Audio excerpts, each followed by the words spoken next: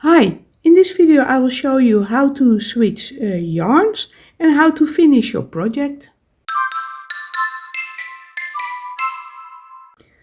I have made here a little swatch and well, if you have to change yarns because you run out of yarn or want to switch colors, that's also something, then you can do that best at the sides. And here I have done my last stitch of the row and I will take that out because of something I would like to show you. The loop that is on your hook is actually the top of your next stitch. So that V shape that was here, that is on top of this stitch here, this was well, you know, I will show you. This is on your hook, and if you make that single crochet here, you will see that that loop here that is on your hook will become the top of your stitch that you just made.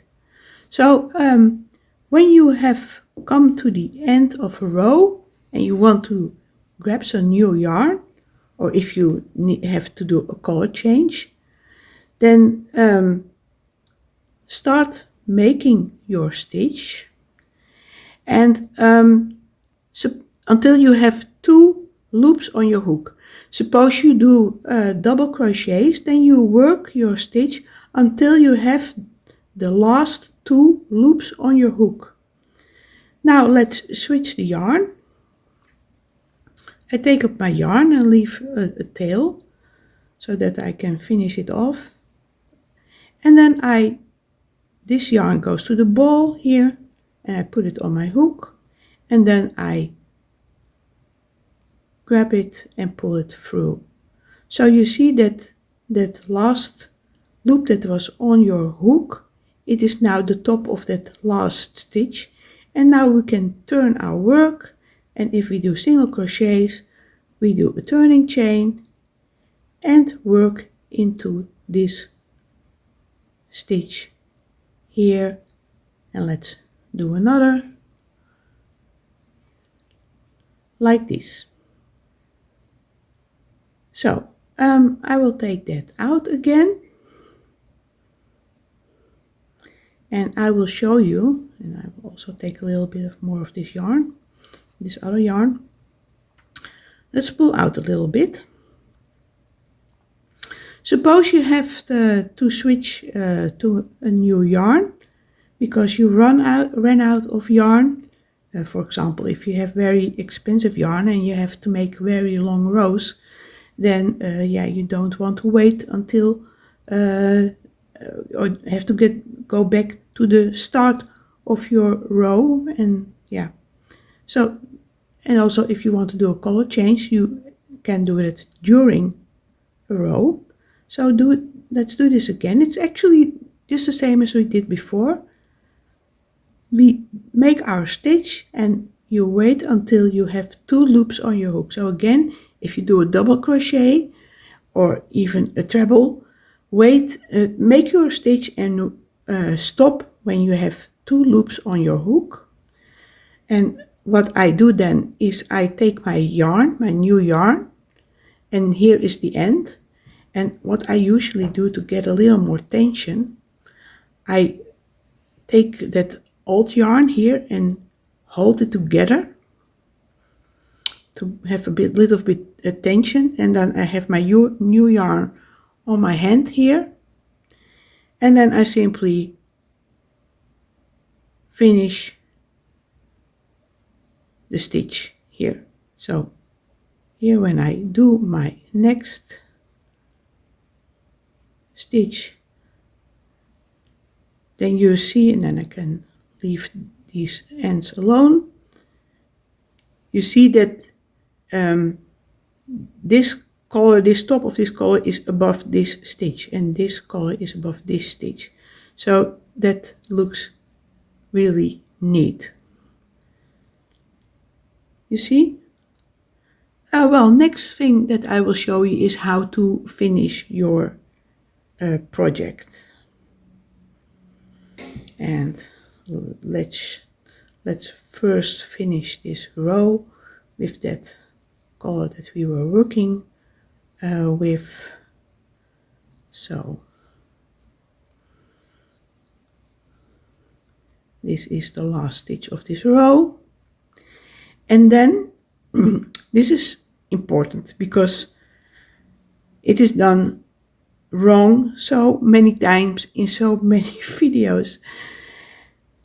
Cut your yarn now, and I have to grab my scissors and the needle. Cut your yarn. And now do not make an extra stitch, but pull it up now right away. You have done your last stitch here. The cap is on it, so why make an extra stitch? And I've never understood that, but okay, well, it's kind of tradition, I think. Well, I take the yarn and I pull it through here. I have a needle with a blunt tip, and then I turn it over to the back. And what I usually do is I pick up one of the loops here, and then simply pick up all kinds of loops here and work under it and go between the layers of fabric that you just created. When I turn my project over here, you can't see the needle. So when I pull the yarn through now, and then I also give it a light tug so that it is, it stretches a little bit. When you compare the stitches here with the stitches here, you can hardly see difference. The yarn hides behind it. Now, what I usually do, I go through these stitches a long way, just so you are sure that it holds.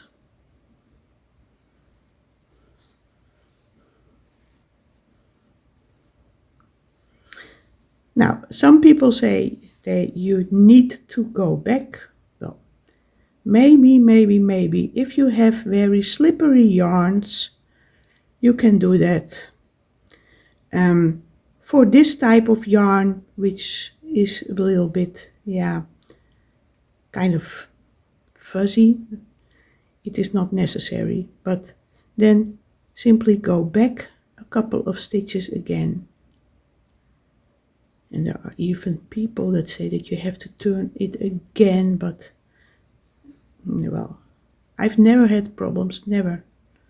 So you see here, the stitch gets a little bit bigger, of course, because of the yarn that is hiding behind it.